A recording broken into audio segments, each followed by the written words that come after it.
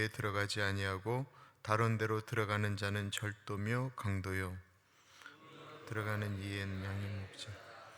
문지기는 그를 위하여 문을 열고 양은 그의 음성을 듣나니 그가 자기 양의 이름을 각각 불러 인도하여 내느니라.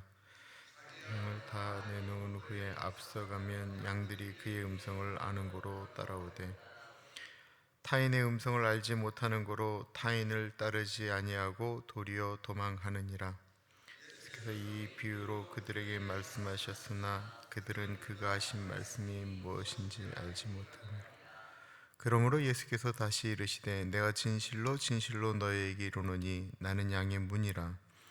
그보다 먼저 온 자는 다 절도요 강도니 양들이 있니라. 내가 문이니 누구든지 나로 말미암아 들어가면 구원을 받고 또는 들어가며 나오며 꼴을 얻으리라. 도둑이 오는 것은 도둑질하고 죽이고 멸망시키려는 것뿐이요 내가 온 것은 양으로 생명을 얻게 하고 더 풍성히 얻게 하려는 것이라. 아멘. 동양 사람들은 날 때부터 그 동물의 띠를 가지고 태어납니다. 십이지라고 이야기하죠. 저는 백말띠입니다. 말띠가 있고 백말띠가 있습니다. 말띠와 백말띠는 천지와 땅 차이처럼 어마어마하게 큽니다. 백말띠는 대체적으로 다 잘생겼고요. 말띠는 그냥 그저 그렇습니다. 호랑이띠도 있고 돼지띠도 있고 저희 집사람은 개띠입니다. 12지 중에 8번째가 바로 양입니다. 양띠에 대해서는 참 좋은 이야기가 많은데요. 옛날에 그 며느리가 양띠해에 딸을 낳아도 시어머니가 뭐라고 하지 않았다고 합니다. 그만큼 순하기 때문에 그렇습니다. 양띠는 부자가 될 수 없다라고 하는 속설도 있습니다. 왜냐하면 정직하고 순하기 때문에 다른 사람을 속이거나 모질게 하지 못해서 그렇다라고 이야기합니다. 양에 대한 특징을 알아야 오늘 본문을 이해할 수가 있습니다. 첫째로 양은 시력이 대단히 안 좋습니다. 그래서 자기 스스로 앞을 보면서 자기가 원하는 것을 찾아가기가 어렵다라고 이야기합니다. 누군가가 끌어주지 않으면 험난한 이스라엘 지형 가운데 낭떠러지로도 그냥 갈 수 있다라고 합니다. 아시는 것처럼 양은 절대로 빠르지가 않습니다. 다리가 짧기 때문에 빨리 달려가면 잘 넘어진다고 합니다. 그래서 맹수에게 그냥 도망도 못 가고 잘 잡혀 먹는다라고 합니다. 양은 잘 속는다라고 이야기합니다. 눈이 너무 나쁘기 때문에 어떤 움직임이 본인 보기에 좋다고 하면 무조건 따라간다라고 합니다. 그리고 양은 놀랍게도 그렇게 눈이 나쁜데도 귀속성이 강하다고 합니다. 귀속성이라고 하는 건 본인이 처음 있던 자리에서 떠났다 그 자리로 돌아오는 것입니다. 좀만 떠나면 옛날로 돌아오려고 하는 속성이 강한 것입니다. 그것이 좋은 것이건 나쁜 것이건 그렇습니다. 그걸 귀속성이라고 이야기합니다. 양은 굉장히 이기적이라고 합니다. 그래서 양이 무엇인가 이렇게 정신이 팔리면 새끼들 젖 먹일 시간에도 어미 양이 딴짓을 한다라고 합니다. 양은 넘어지면 스스로 일어나기가 어렵다라고 이야기합니다. 벌러덩 넘어지면 목자가 일으켜 세우지 않을 때는 일어나지를 잘 못한다라고 이야기합니다. 7째로 양은 죽을 때 살려고 버둥거리지 않는다라고 이야기합니다. 양은 죽을 때 정말 순한 양처럼 이사야에 있는 말씀처럼 어린 양이 죽는 것처럼 죽을 때는 아주 순하게 죽는다라고 이야기합니다. 그 몽골 선교사였던 그 최원규 선교사한테 이 양 잡는 이야기를 들었는데 양이 목을 딱 따는데요, 정말 아무 비명도 지르지 않고 그 상태로 죽는다고 그러더라고요. 8번째로 양은 따라하기를 좋아한다고 합니다. 누군가가 이렇게 달리기 시작하면 왜 달리는지도 모르고 그냥 덮어놓고 같이 달리기 시작한다라고 이야기합니다. 그러다가 한 마리가 낭떠러지로 떨어져 죽으면 계속해서 그 뒤를 따라서 죽는 거예요. 뭐 여러 가지 동물들이 그런 것들이 있지만 특히 양이 그렇다라는 것입니다. 그러니까 양이라고 하는 존재는 누군가가 돌보지 않으면 죽을 수밖에 없는, 자신을 보호할 수 있는 것이 거의 없는 동물이 바로 양이다라는 것입니다. 근데 양의 특징이 대체로 사람과 많이 비슷하다라는 것입니다. 성경은 우리를 가리켜 양으로 표현할 때가 많이 있습니다. 그리고 예수님은 오늘 본인을 양의 문이다라고 선포하고 있습니다. 내일 본문에 보면 예수님은 나는 선한 목자다라고 선포하고 있습니다. 오늘 본문을 통해서 양 같은 우리에게 예수님이 왜 선한 목자인지를 같이 은혜 나누고자 합니다. 예수님께서 날 때부터 맹인으로 태어난 사람을 고쳐주셨지요. 그 고친 것 때문에 또 바리새인들과 한판 붙게 됐습니다. 왜 그랬을까요? 말할 것도 없이 안식일을 고쳐주셨기 때문에 그렇습니다. 앞을 못 보는 사람, 시력이 나쁜 마치 양과 같습니다. 그런 사람을 앞에 두고, 지금 그렇게 나은 사람을 앞에 두고 예수님과 바리새인들이 싸우고 있는 거예요. 그렇게 나음을 받은 그 사람의 부모 앞에서 바리새인들과 예수님이 싸우고 있는 거예요. 바리새인들은 이스라엘 백성들을 옳은 길로 인도하는 목자와 같은 위치였습니다. 그런데 인도하기는커녕 날 때부터 소경된 사람의 아픔을 모르는 것입니다.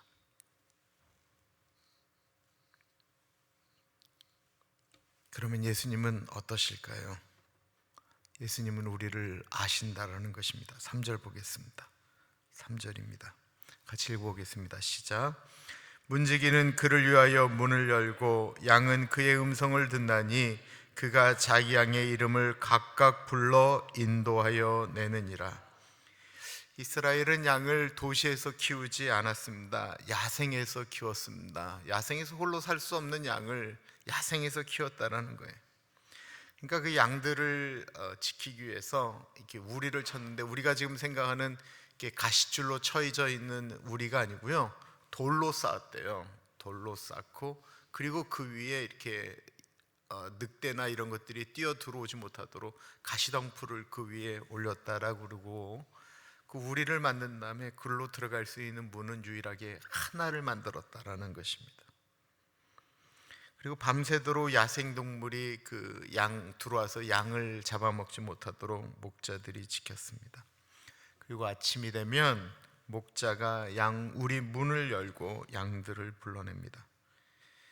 3절에 주목할 것이 있는데, 그것은 양의 문을 열고 그냥 양들 나와라 이야기하지 않고 이름을 각각 불렀다라는 것입니다. 이 세상에 이 자리에 계신 분의 이름을 얼마나 많은 분들이 알고 계십니까?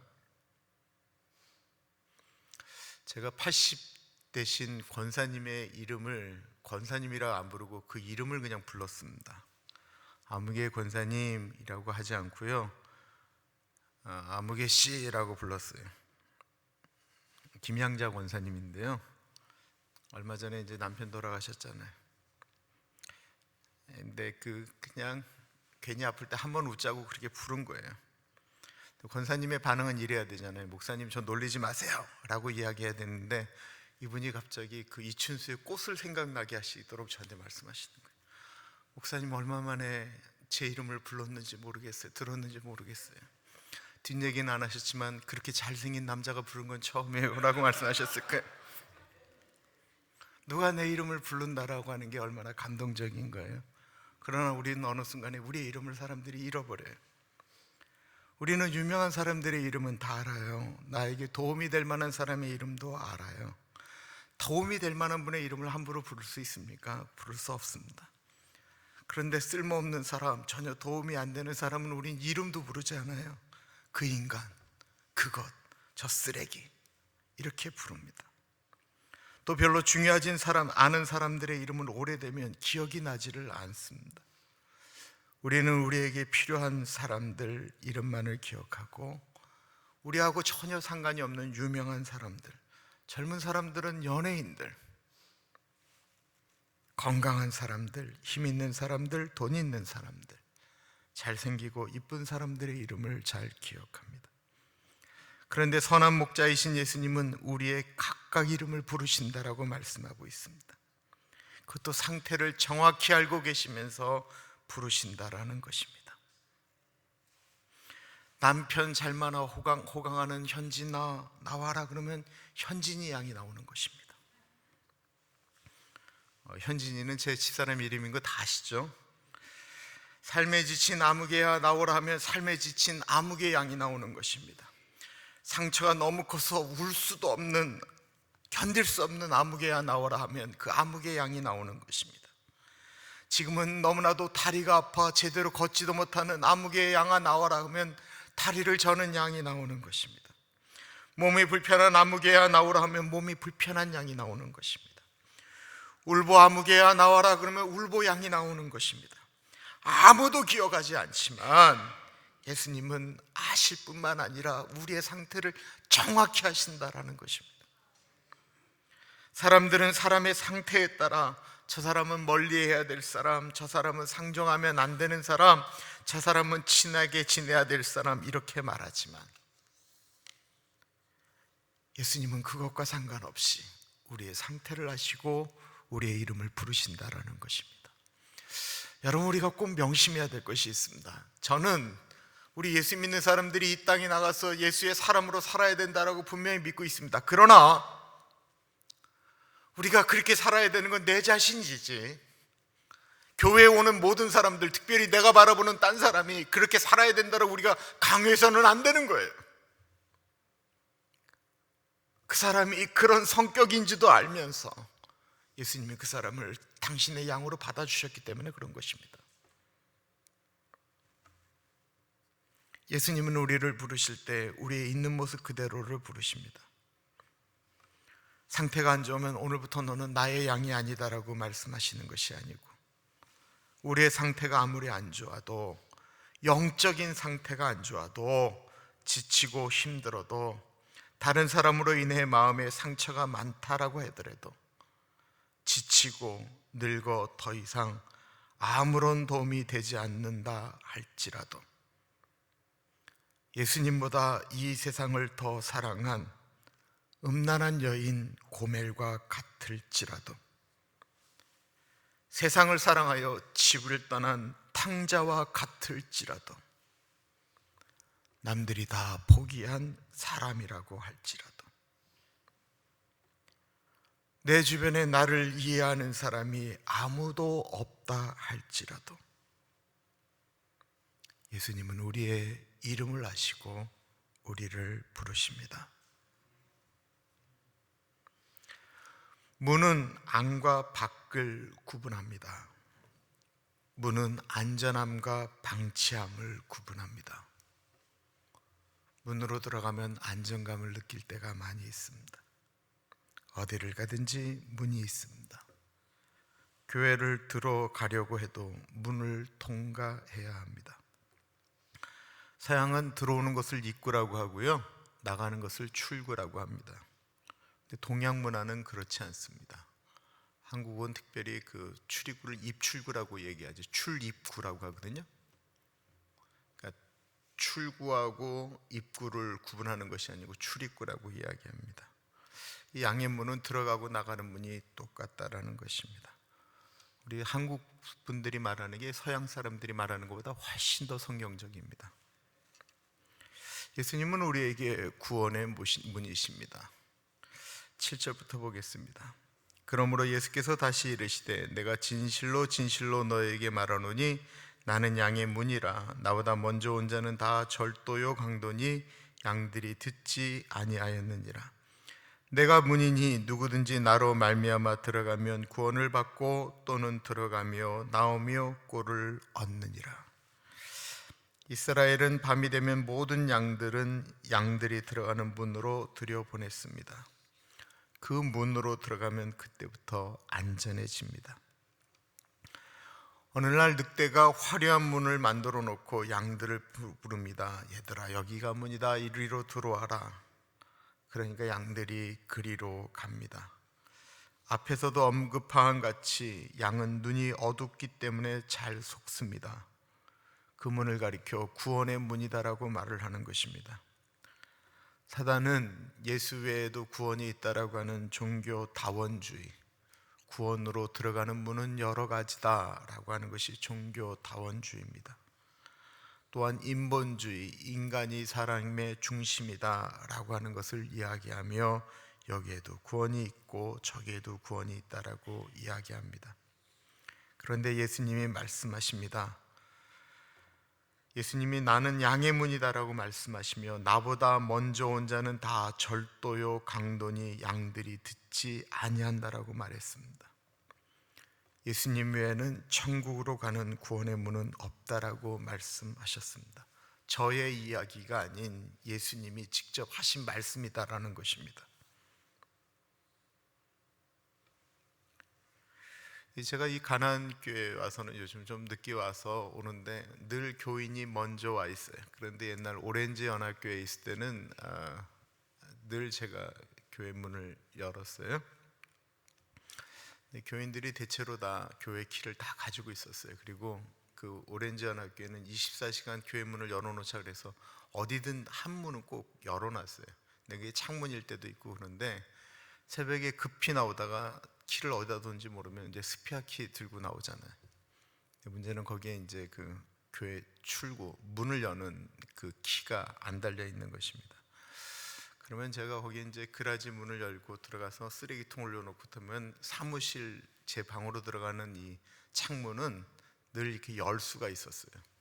근데 그건 1917년에 만든 교회이기 때문에 19년도에 만든 교회이기 때문에 이게 굉장히 튼튼해요. 이 문이 한번 올라가면 너무 오래되고 페인트 칠을 자꾸 했기 때문에 내려오지를 않아요. 내릴 때 이렇게 내려야 돼.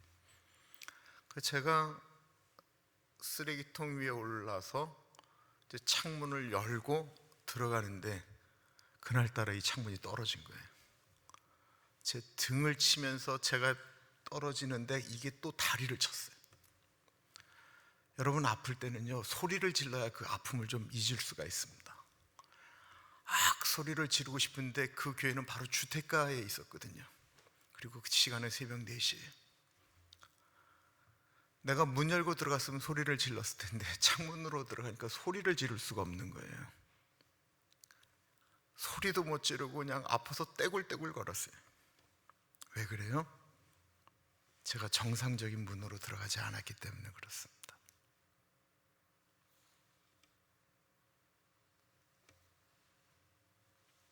용도가 다른 거예요. 용도가. 이 세상에 도덕이라고 하는 것은 이 세상을 아름답게 만드는 문이에요. 어떤 가르침, 철학이나 이 모든 것들은 삶을 아름답게 만드는 것이에요. 김영석 교수님이 철학이 뭐냐라고 이야기할 때 철학은 인간에 대한 공부와 생각을 하면서 이 세상에 사람이 어떻게 살아야 되는지 성실함을 만들어가는 것이 철학이라고 얘기를 했어요. 그럼 종교는 뭐냐? 내가 성실하게 살면서도 내 한계를 경험하게 된다라는 거예요. 그죠? 그래서 종교가 있다라고 이야기를 했어요.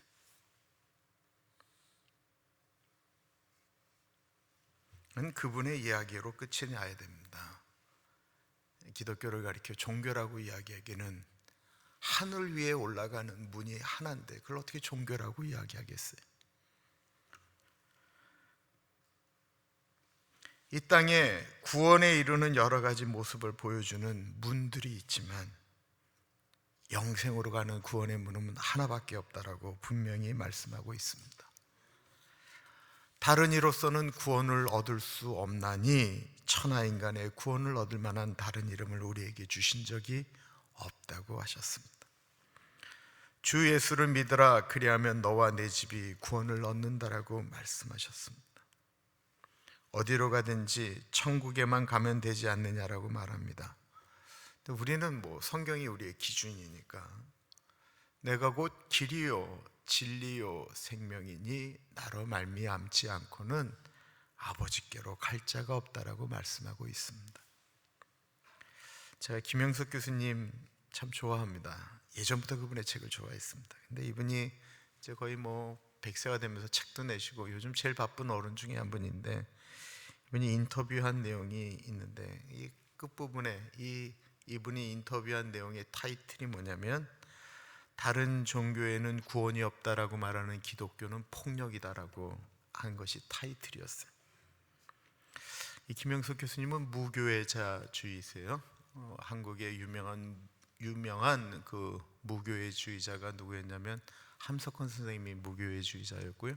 유흥모 선생님이, 어르신들은 제가 알 것이다라고 생각하고 이름을 얘기합니다. 우찌무라 간조의 다 이 제자들이었기 때문에 그분들이 무교회주의자인데, 김영석 교수님도 본인 스스로가 무교회주의자라고 말씀을 하셨으니까. 근데 그분다운 말씀이고, 어쩌면 그것을 읽으시는 많은 분들이 동의하셨을 거예요.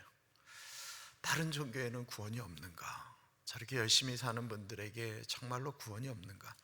우리도 다 갈등하는 내용이에요. 김영석 교수님 오래 사시면서 선한 양심으로 인도를 하셨고 성경 공부를 인도한 시간이 60년이 넘다라고도 말씀하셨습니다. 그런데 정말로 우리가 이제 죽었어요. 교수님이 말씀하신 것처럼 다른 종교에도 구원이 있다라고 말씀하셔서 그거를 이해했어요. 그냥 선하고 아름답게만 살면 천국에 갈 수 있습니다라고 하고 그렇게 믿었어요. 근데 정말 우리가 죽었는데 정말 구원의 문이 예수님밖에 없으면 어떡하죠?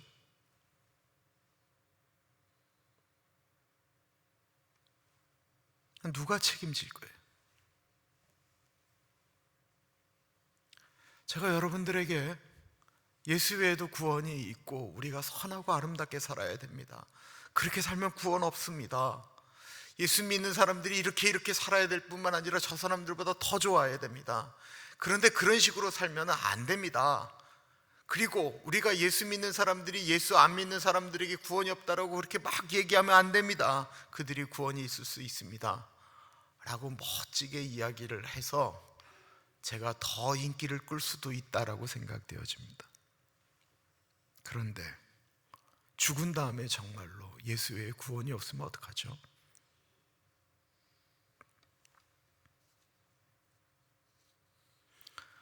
우리가 이성적으로 생각하기에는, 우리가 상식적으로 생각하기에는, 우리가 생각하는 하나님이라면 우리의 생각이 이렇게 가는 게 맞을 것 같다라는 거예요. 그런데 알고 계십니까? 아까 처음 말씀드렸던 그 양에 대한 속성이, 양은 본인 스스로 문을 열고 양은 스스로 문을 닫을 능력이 없다라는 거예요.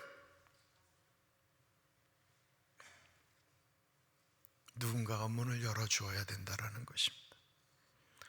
내가 살면서 내가 이렇게 하면 구원을 받을 것이다, 내가 이렇게 하면 더 좋은 데로 갈 것이다, 그건 사람의 생각이죠.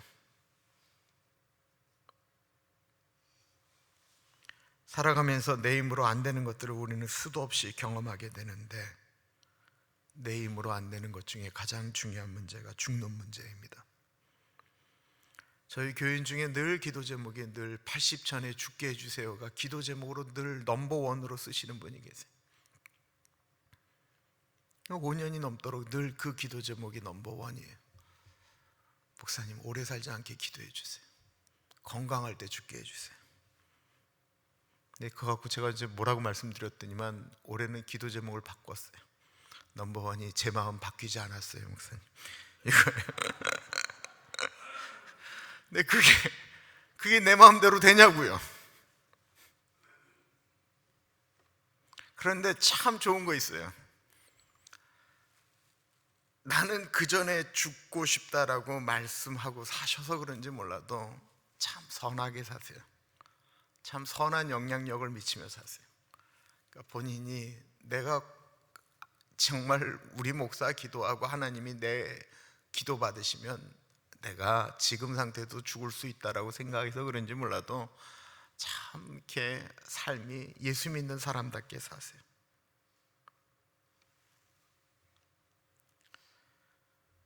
여러분, 우리가 변청자 권사님이 이렇게 가실 줄 누가 알았습니까?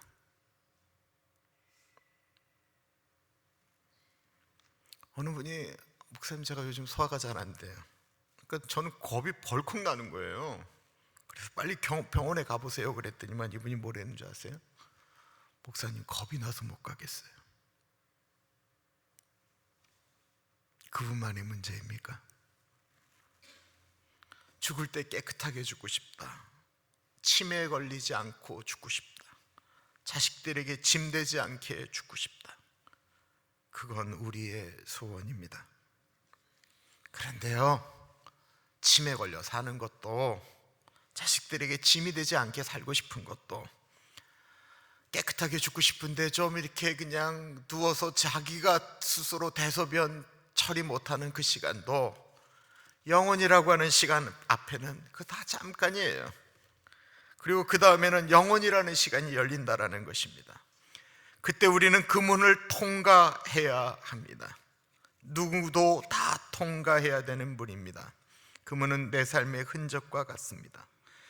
양이 목자의 음성을 듣고 살다가 죽으면 가장 행복합니다. 그런데 잘못된 양은 자기 마음대로, 내가 만든 문, 내가 생각하는 문 따라 그냥 글로 살겠다라는 거예요. 그 목자를 떠나서 살아요. 그 내용이 마태복음 25장에 나옵니다.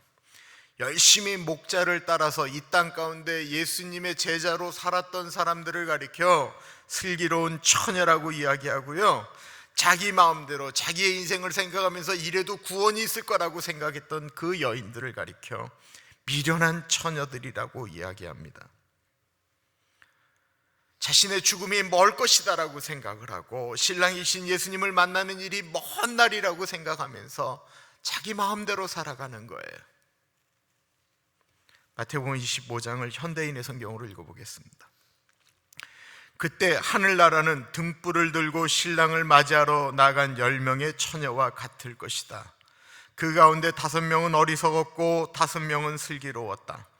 어리석은 처녀들은 등불을 가져왔지만 기름은 챙기지 않았다. 하지만 슬기로운 처녀들은 등불과 함께 그릇에 기름을 담아가지고 왔다. 신랑이 늦도록 오지 않자 처녀들은 모두 졸다가 잠이 들어버렸다. 한밤중에 갑자기 신랑이 온다, 어서 나와서 신랑을 맞으라 하는 소리가 들렸다. 그러자 처녀들은 모두 일어나 자기 등불을 준비했다. 어리석은 처녀들은 슬기로운 처녀들에게 우리 등불이 꺼져가는데 기름을 좀 나누어다오 하고 부탁했다. 슬기로운 처녀들은 안 된다. 너희와 우리가 같이 쓰기에는 기름이 부족할지도 모른다. 기름 장색에 가서 너희가 쓸 기름을 좀 사라고 대답했다. 그러나 그들이 기름을 사러 간 사이에 신랑이 도착했다. 준비하고 있던 처녀들은 신랑과 함께 결혼잔치에 들어갔고 문은 닫혀버렸다. 어리석은 처녀들은 나중에 돌아와 애원했다. 주여, 주여, 우리가 들어가게 문을 열어 주십시오. 그러자 신랑은 대답했다. 내가 진실로 너희에게 말한다. 나는 너희를 알지 못한다. 그러므로 너희도 깨어 있으라. 그날과 그 시각을 알지 못하기 때문이다.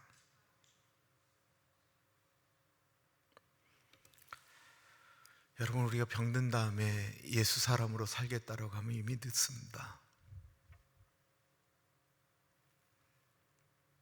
그때 미워했던 사람 불러다 놓고 이제 용서하자라고 얘기했던 그런 얘기들 들으면 우리가 아름다운 것 같지만 그러기에는 우리의 인생이 너무 짧습니다. 예수 믿는 사람은 군사라고 이야기합니다. 우리는 하루하루 전투하며 사는 사람들입니다.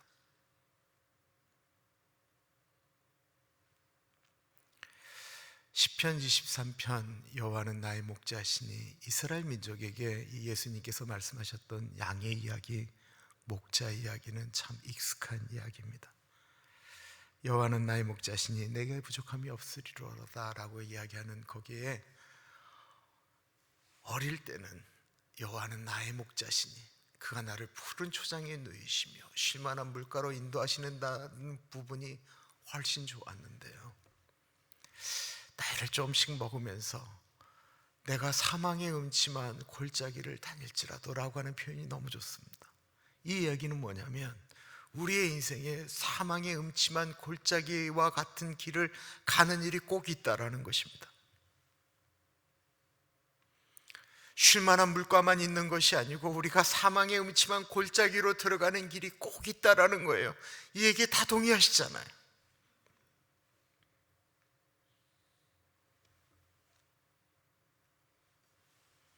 근데 그 길을 통과할 수 있는 것이 양을 끌고 가는 목자의 음성과 지팡이다라는 것입니다. 주의 지팡이와 막대기, 이게 그 목자가 들고 있는 것을 이야기하고 있는 거예요. 나를 아니하시나이다.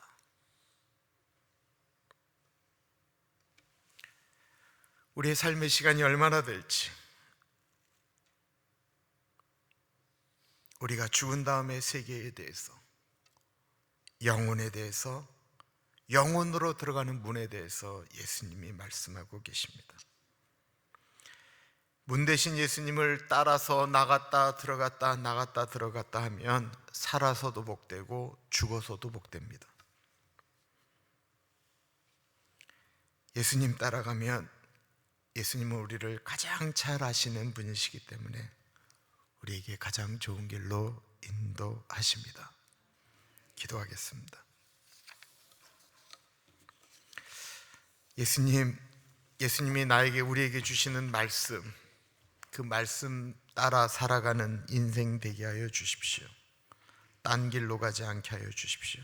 우리 같이 기도하겠습니다. 존귀하신 하나님 아버지 기도합니다. 하나님 아버지 아버지 그렇습니다. 주님 따라가는 인생 되어질 수 있도록 하나님 같이 하여 주시기를 기도합니다. 하나님, 주님 따라 살아갈 수 있도록 아버지 인도하여 주옵소서. 하나님, 주님 따라가는 인생 되어지기를 간절히 기도합니다. 하나님 아버지 그렇게 살아가기를 기도합니다. 주님 같이 하여 주옵소서. 하나님 아버지 같이 하여 주옵소서.